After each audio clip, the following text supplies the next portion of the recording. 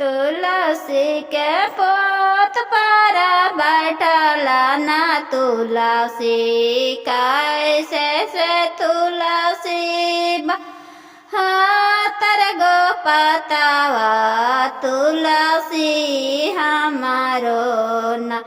हाथ पर बैठला ना तुलसी के भोर के भेरी ने सब चललन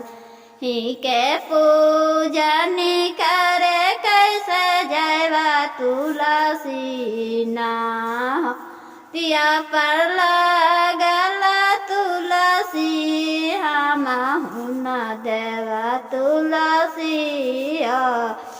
के मारुआ ही गल तुलसी से कैसे पटदार है तुलसी तुलसी हम दलन तुलसी उठ कैसन देवा हो तुलसी चाहतरा गो पाता पातावा पर गोरा लागलियो तुलसी ई दलन शिष्य।